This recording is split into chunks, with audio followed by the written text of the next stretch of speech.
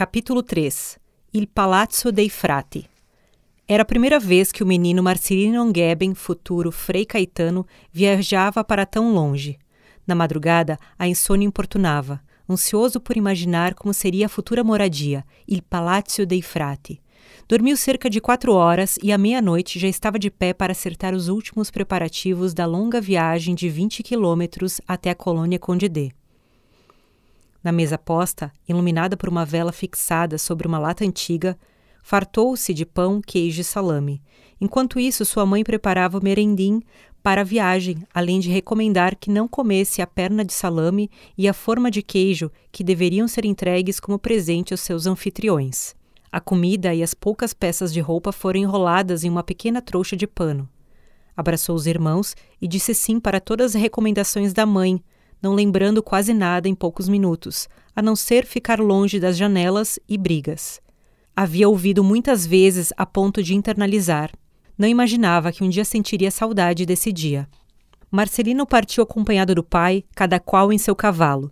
Era uma noite típica de inverno serrano, com temperaturas baixas e clima úmido. Os pássaros anunciavam o nascer do dia e, aos poucos, o baixar da neblina revelava um exército de araucárias tão altas e espessas que desafiavam a imaginação de como era possível colocá-las por terra. Chegaram a Condé próximo ao meio-dia. Marcelino ficou impressionado com o tamanho da colônia, bem maior que a sua linha leopoldina de Monte Belo do Sul. Havia diversas ruas e casas de madeira costeando as ruas enlameadas. Finalmente, entravam em uma rua em aclive. O sol a pino resplandecia no telhado da maior casa da vila. Lá estava o tão falado Palazzo dei Frati. A considerou bem inferior ao palacete que sua imaginação criara, mas logo entendeu o motivo do apelido. Não havia nenhuma casa melhor e maior que aquela nas redondezas. Era o meio-dia do sábado, 18 de junho de 1898, quando Marcelino entrou no convento dos Capuchinhos para seguir a vocação. Almoçaram com outros guris que também se tornariam seminaristas.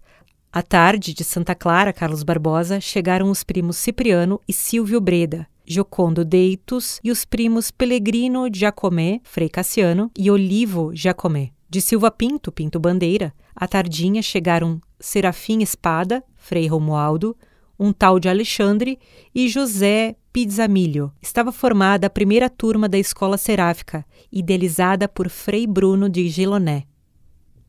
Durante 2 anos de pregações nas missões, realizadas no interior das colônias Dona Isabel e Condé, Bruno anunciou a fundação de uma escola que formaria missionários capuchinhos, como ele costumava propagandear aos meninos. O sotaque francês tornava aquilo misterioso e empolgante. Passados cerca de 40 anos, em 1958, Frei Caetano Angeben escreveu sobre os primórdios da missão em Garibaldi, relatando detalhes sobre como era a vida na época. Abre aspas. O tal Palazzo dei Frati era mais ou menos a 4ª parte da atual, 1958, casa de Garibaldi. Compreendia um porão de pedra sobre a qual se erguiam 3 andares. A construção coberta de ferro galvanizado, resplandecente ao sol, destacava-se singularmente sobre todas as casas de Condé. Apresentava, de fato, aspecto senhoril, realçada ainda pelo seu isolamento, pois naquelas ruas haviam só algumas casas baixas de tábuas cobertas de tabuinhas. Não era sem motivo que o povo dizia Il Palazzo dei Frati. Além dessa construção principal, uns 10 metros afastada, subindo o morro, bem no ponto da atual porta da Igreja dos Capuchinhos, estava a primeira canônica de Condé que Frei Bruno soube utilizar para a nossa sala de estudo e sala de aula de nós, os meninos, que formamos a escola seráfica em seus inícios. Casa canônica provavelmente levantada com auxílio do povo pelo primeiro pároco, padre Bartolomeu Tischer, tirolês que acompanhou os imigrantes. Na zona de Condé e Dona Isabel havia boa porcentagem de tiroleses. Foi essa antiga casa canônica que nos serviu de sala de estudos e de aula que os estudantes franceses denominaram ironicamente de Sorbonne, linguagem só compreendida por eles e mistério para nós. Na mesma área, atrás da casa principal, afastada uns 15 metros, havia um velho galpão de carpintaria onde trabalhavam os 2 terceiros, Estevão, falecido em 1945, e Bernardo. Lá eles se alojavam de noite. A entrada da casa estava na rua que sobe ao morro, bem defronte à casa do Mazzini, onde em seu lugar havia um parreiral. Chegava-se à porta subindo uma escadaria de pedra, encostada lateralmente ao muro do porão. Logo, porta dentro, um corredor largo. Um curto banco em cada lado que servia também de sala de espera. No primeiro andar, à direita de quem entra, abria-se uma porta. Era o refeitório dos padres e de nós meninos, utilizado em diferentes horários. Na metade do corredor, a escada que subia ao segundo andar. Além, mais um quarto e a porta de saída pelos fundos. À esquerda de quem entra, havia um bom quarto, bem frequentado pelos primeiros apóstolos da zona colonial, os padres jesuítas Maximiliano e José Lasberg, o padre João Menegotto, de Bento Gonçalves, padre Francisco José Piccoli, de Montebello, padre Josué Bardim, de Santa Teresa, padre Mateus Pasquale, de Alfredo Chaves, padre Henrique Domingos Poggi, de Caravaggio. Mais adiante, sempre à esquerda, abria-se outra porta. Era a cozinha, cujo titular ordinário era o Frei Hilarião de Lans-le-Villard, que depois de aberta a escola seráfica, passada todos os anos em várias linhas da colônia, fazendo o peditório de trigo, milho, feijão, vinho, etc. Em 1913, ele voltou para a França. No segundo andar havia 6 quartos, ocupados pelo padre Bruno de Giloné, Leão de Montsapei, Casimiro de Vailly, Edmundo de Naves. O frei Hilarião ocupava um quarto no primeiro andar. O frei Edmundo de Naves, jovem sacerdote, era diretor e professor. Os padres Bruno, Leão e Casimiro saíam com bastante frequência para pregar as missões nas paróquias e capelas. Padre João Fronchetti era o pároco, residindo na sua canônica, que agora faz parte do hospital paroquial, iniciado por Frei Antônio Bampi em 1931, centenário de Santo Antônio, aumentado 3 vezes, por quem aqui escreve também recentemente, mais uma vez, pelo Frei Marcos Fachinelli. O corredor do segundo andar era o lugar do nosso recreio depois da janta, naquele semestre de 1898. O Frei Bruno devia muitas vezes subir ao refeitório para amainar nossos pulos e barulhos ensurdecedores. Mais tarde foi levantado um galpão perto da Sorbonne, iluminado a lanterna de querosene. A meio corredor havia escada que subia ao terceiro andar, no qual havia à direita a capela nossa e dos padres em diferentes horas, com pequena sacristia. Do lado esquerdo, com vista para a vila e pinheiral vizinho, estava o nosso dormitório, com 2 fileiras de camas. Na ponta do corredor, lado norte, bem defronte à casa do Mazzini, um pequeno quarto para eventual doença. Foi neste quarto que Leonel Passerin, depois Frei Honório, purgou seu tifo em 1900. Da ponta sul do mesmo corredor, abria-se larga vista para os capoeirais da encosta, onde está o Colégio dos Maristas, inaugurado em 1904. Alguém vai perguntar, como pôde o Frei Bruno levantar aquela casa de tanta aparência e destaque de janeiro de 1896 a junho de 1898? É preciso saber que aquela casa, menos o terceiro andar, era a nova casa canônica, construída por padre Bartolomeu Tischer às suas próprias despesas e que ele ofereceu a Dom Cláudio para ali serem instalados missionários capuchinhos que estavam para chegar. O Frei Bruno, pois, chegando em Condé com o Frei Leão e o Frei Rafael Provincial, encontrou uma casa nova, fiamente, reluzente em função do telhado de ferro galvanizado, vendida pelo padre Bartolomeu Tischer aos capuchinhos por 1 conto de réis. Este depois retirou-se de Condé, foi feito cônego e faleceu em Rocaçales, a 27 de fevereiro de 1940, onde era capelão do hospital com 92 anos, dos quais 64 de ministério em 15 paróquias. Seu corpo mais tarde foi transladado para o cemitério do Clero, junto à Gruta da Glória, em Porto Alegre. Cônego Bartolomeu Tischer merece nossa grata lembrança. Ao padre Bartolomeu Tischer substituiu o padre João Fronchetti, que faleceu em Garibaldi a 22 de fevereiro de 1927, com 64 anos incompletos. Grande e fiel amigo dos capuchinhos quando, pois, o Frei Bruno quis fundar a escola. A Sorbonne foi sempre e exclusivamente nossa sala de estudo, nossa sala de aula. E depois de a escola seráfica, com a gente e apetrechos, ter imigrado para Alfredo Chaves, a Sorbonne, que profanação, foi convertida em carpintaria. Daqueles 10 estudantes, o primeiro a ser ordenado foi o Frei Roberto da Prieu, em Porto Alegre. O Frei Pacífico de Bellevaux e o Frei Leandro de Bellevaux foram ordenados sacerdotes em Conde d'Eu a 1º de novembro de 1900. Nós, os meninos da Sorbonne, estávamos presentes. Viera para a visita pastoral Dom Cláudio, recebido com muita festa. A 31 de outubro, em dada hora, começou um foguetório cerrado interminável. Havia sido declarada a emancipação de Conde d'Eu, separando-se de Dona Isabel. O foguetório continuou no dia 1º de novembro. Nós, alunos da Sorbonne, pensávamos que tudo aquilo era para festejar a vinda do bispo e a ordenação dos 2 novos padres. Dias depois soubemos que foi para festejar a emancipação de Conde d'Eu. Os fanáticos da República quiseram fazer desaparecer até as lembranças da Casa Imperial, tanto mais que em Conde d'Eu eram todos ardorosos garibaldinos vindos da Itália. O conúbio foi fácil, mas não tão acertado e natural. Dona Isabel chamou-se Bento Gonçalves e Conde d'Eu Garibaldi. Os capuchinhos ficaram em Esperança 1 ano e pouco e voltaram para Garibaldi. Foi a ocasião que o bispo aproveitou para oferecer a direção do seminário diocesano, direção que foi aceita e continuada por 10 anos, de 1903 a 1913. Estando eu em Roma, inesperadamente, pelos fins de 1912, chegou ao Colégio Internacional o Frei Bruno de Gilané. Tinha ido pedir à congregação licença de conceder graus acadêmicos no seminário diocesano. Qual não foi a sua decepção quando, chegando de volta, ficou sabendo que Dom João Becker havia já decidido entregar o seminário à direção dos jesuítas. Em 1902 em diante, a Casa de Garibaldi ficou definitivamente convento de teologia. De 1903 a 1904, a casa foi aumentada, conseguindo-se boa sala de estudos e quartos para os estudantes que não passavam da dezena.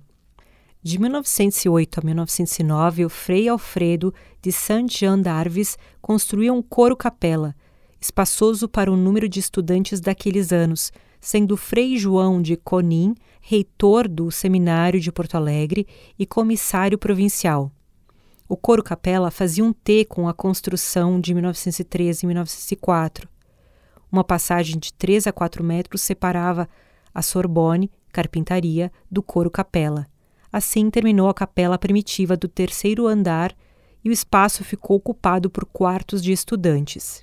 Em 1925, aumentou-se o convento no rumo dos Irmãos Maristas e mudou-se a porta de entrada para onde está atualmente.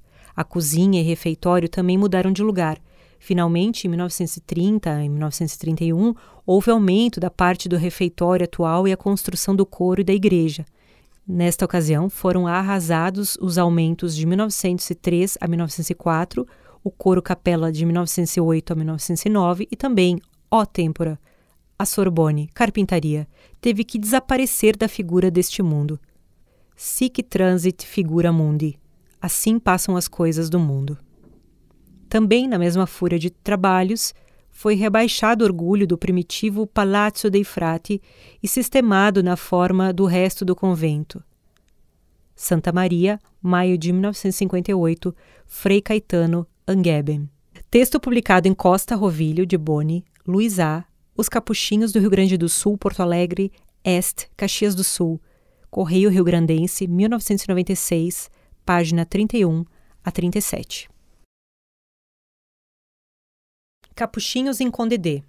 No dia 5 de dezembro de 1895, partiram de Bordeaux, na França, o provincial da Saboia, Frei Rafael de la Roche, acompanhado dos freis Bruno de Gilané e Léon de Montsapey. O navio com destino a Montevidéu fez escala no Rio de Janeiro em 22 de dezembro de 1895 e segunda parada no porto de Rio Grande, onde os religiosos desembarcaram em 2 de janeiro de 1896. O roteiro foi preparado nos mínimos detalhes por Dom Cláudio. Uma carta de 3 de outubro de 1895 recomendava que não se demorassem no Rio de Janeiro, tendo em vista as febres epidêmicas. Em Rio Grande, o pároco do município, padre Otaviano Pereira de Albuquerque, entusiasmou-se com o trio a ponto de convidá-los para que ficassem em sua paróquia. No entanto, ordens do bispo fizeram com que a viagem prosseguisse à cidade episcopal, onde foram recebidos por Dom Cláudio. Esse os muniu de recursos e um panorama básico sobre as colônias italianas. Estava com eles a decisão para se instalarem em Condé ou em Alfredo Chaves. A primeira opção não era muito animadora. Na visão do bispo, Condé, disse-lhes, é uma pequena vila onde até agora nenhum padre conseguiu ficar. Experimentai se quiserdes, mas não logreis demorar-vos lá por muito. Em suas cartas à província de Saboia, Bruno, um jovem estudioso e acostumado ao desenvolvimento, relatou como foi o início da viagem rumo ao desconhecido. Abre aspas. Partimos de Porto Alegre com estas informações equivocadas a 16 de janeiro de 1897, sem destino definitivo e sem conhecer o caminho, sem meios de transporte regularmente estabelecidos, que podíamos fazer senão tomar coragem e abandonar-nos à divina providência? Fecha aspas. O primeiro dia de viagem foi o melhor, descrito como rio de curso tranquilo e de margens graciosas. Desembarcaram no pequeno vapor em São João de Montenegro 1 hora antes do anoitecer. De lá, ainda sobravam 66 quilômetros para chegar a Condé. A única opção foi embarcar em uma dessas espantosas carroças, sem nenhum conforto. As bagagens serviam de assento e, para se preservarem do sol, cada padre comprou um enorme chapéu de palha pelo preço de 8 vinténs. E assim se puseram a caminho por 2 dias. A estrada geral foi descrita por Bruno como uma sucessão de barrancos impossível de imaginar na Europa. Por essa estrada passavam os produtos da região colonial, transportados no lombo de burros ou em carroças elementares puxadas por um terno de 8 burros. Os freis chegaram a Condé sem pompa, vestidos com o hábito preto, corda amarrada à cintura e chapelões. Ninguém os aguardava e os moradores olhavam curiosos e atônitos pela janela, questionando quem seriam esses exóticos imigrantes. Relato de Giloné, 1976, página 226 a 227. Foi em Porto Alegre que o padre Bartolomeu Tischer fez espontaneamente a doação ao bispo da casa que possuía em Condé. Passado pouco menos de um mês no vilarejo, o provincial padre Rafael de la Roche resolveu que não queria mais ficar em terras tupiniquins e os 2 missionários deveriam seguir sozinhos. A Santa Sé autorizou o pedido de Dom Cláudio para a ereção canônica da missão capuchinha na diocese de São Pedro do Rio Grande do Sul.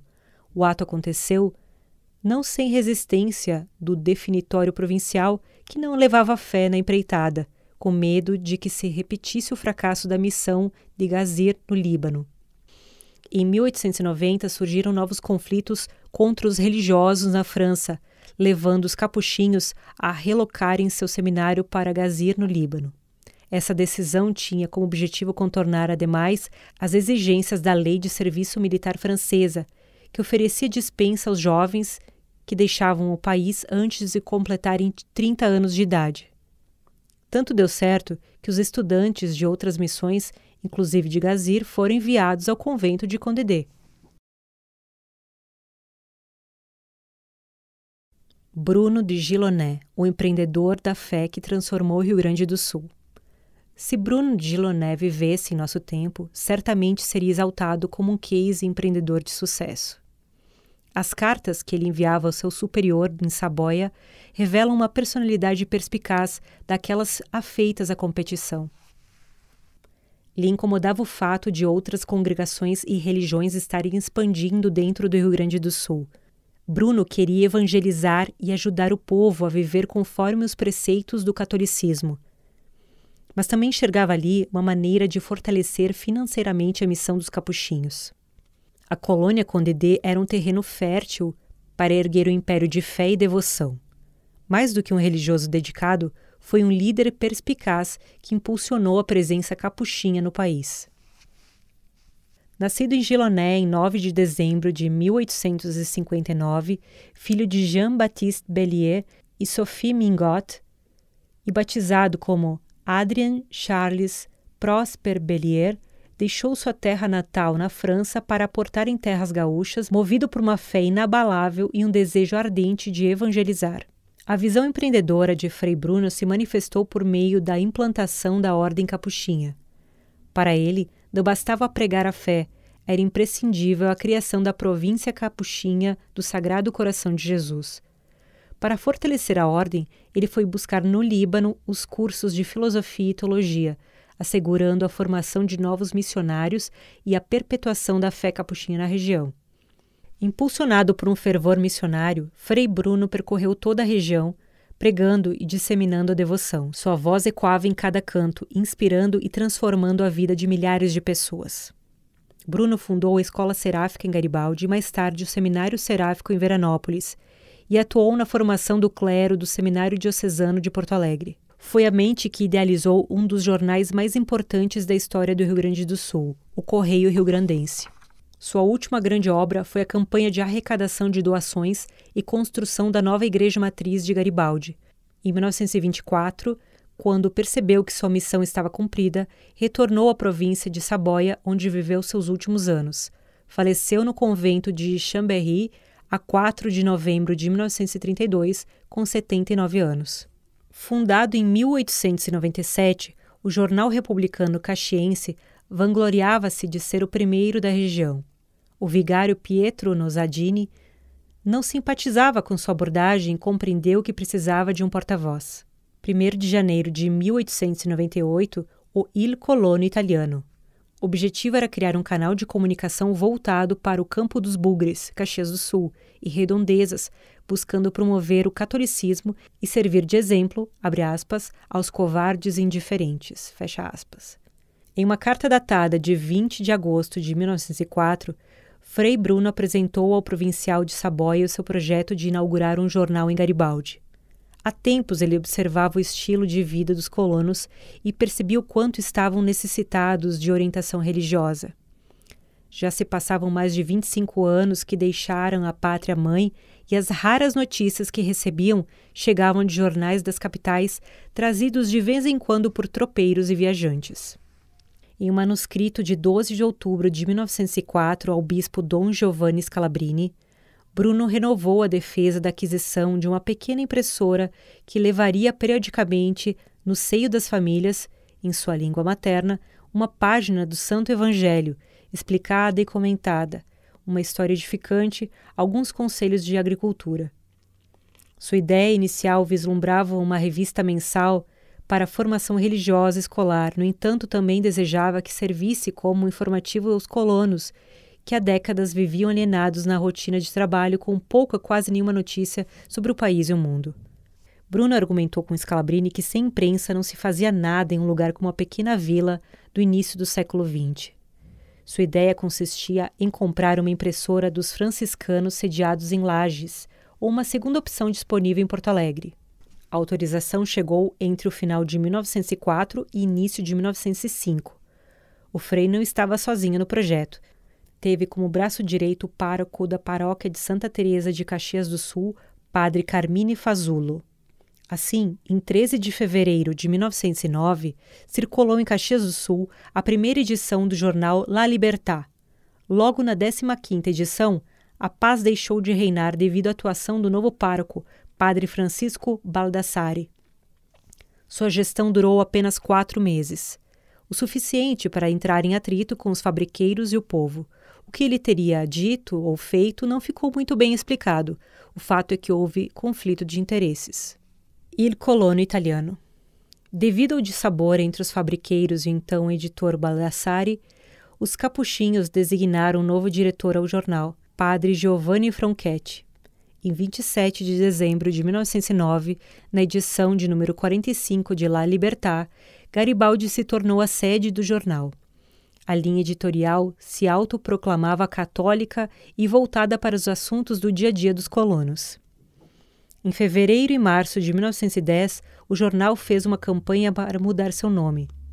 Por 3 edições seguidas, o anúncio de que La Libertà passaria a se chamar Il Colono Italiano foi publicado. La Libertà havia surgido como Giornale Settimanale del Popolo, e como a maioria da população era formada por colonos italianos, o novo nome visava maior entrosamento com o público-alvo. Por 7 anos, a imprensa garibaldense viveu em paz, até que a Primeira Guerra Mundial e a nacionalidade austríaca do diretor Franchetti provocaram uma crise. Em 3 de abril de 1917, submarinos alemães afundaram um navio mercante dos Estados Unidos e um navio brasileiro no Canal da Mancha. Pouco tempo depois, os Estados Unidos entraram na guerra contra a aliança entre austríacos e alemães. Após outros navios brasileiros serem destruídos no mar Mediterrâneo, o presidente Venceslau Braz declarou guerra contra a Tríplice Aliança em 26 de outubro de 1917. Após outros navios brasileiros serem destruídos no mar Mediterrâneo, o presidente Venceslau Braz declarou guerra contra a Tríplice Aliança em 26 de outubro de 1917. Em Garibaldi, o jornal começou a ser visto como anti-italiano. Os 4 proprietários Franchetti, Capuchinhos, Moreal e Carlotto se reuniram e escolheram o construtor Agostinho Mazzini como novo diretor do Il Colono Italiano. Críticos, no entanto, espalharam que Mazzini era um teste de ferro e um traidor do seu povo por se aliar a um austríaco. Em 21 de junho, pressionado, Mazzini renunciou e exigiu o fim do jornal. Novamente, os acionistas se reuniram, buscando salvar o jornal da opinião pública. Acolheram a sugestão do Frei Caetano Angeben, funcionário do jornal há anos, de que o periódico mensal rodasse sem editor responsável e com uma nova marca. Em 5 de julho de 1917, o periódico passou a se chamar La Estafeta Riograndense, com a redação coordenada pelos Capuchinhos, embora Franchetti ainda fosse sócio. Em 23 de setembro de 1918, ele registrou em cartório que o valor do capital do Estafeta Riograndense era de 15 contos de réis e que a Sociedade Literária São Boaventura, reverendo de padres capuchinhos, era sua sócia na tipografia do jornal, tendo injetado, inicialmente, 4 contos de réis. As cotas de Franchetti foram adquiridas por completo pelos capuchinhos em 12 de janeiro de 1921. De Corriere d'Italia a Correio Riograndense. La Estafeta Riograndense não era o único jornal das redondezas. Em 1912, o jornal homônimo de Júlio Lorenzi, em Bento Gonçalves, deixou de circular. Em seu lugar foi criado o Corriere d'Italia, editado pelo padre Estevão Minetti. Quando esse deixou a redação, o jornal enfrentou dificuldades financeiras e seu sócio, padre Poggi, recorreu ao líder missionário escalabriniano Henrique Preti. Este injetou dinheiro e designou o padre João Constanzo para dirigir o jornal até 1917. Posteriormente, Carlos Porrini e José Foscalo assumiram a direção. A dupla tentou uma fusão com o Estafeta Riograndense, editado em Garibaldi. Em uma carta emitida em agosto de 1925 em Guaporé, Preti escreveu aos capuchinhos propondo uma fusão entre os jornais Corriere d'Italia e La Estafeta Riograndense, o que não foi aceito. Dias mais tarde, os freis José, Exupério e Cândido redigiram uma contraproposta sinalizando a intenção de vender o Estafeta e comprar o Il Corriere. A fusão ocorreu e foi oficializada em Bento Gonçalves no dia 7 de junho de 1927. Ficou combinado que na primeira edição de julho de 1927 o jornal chegaria aos assinantes com o nome Estafeta Riograndense Il Corriere d'Italia. Os leitores ficaram sabendo da fusão ao receberem a edição de 22 de junho. O editorial informava que o jornal, com sede em Garibaldi, seria o porta-voz dos sentimentos católicos dos nossos bravos colonos.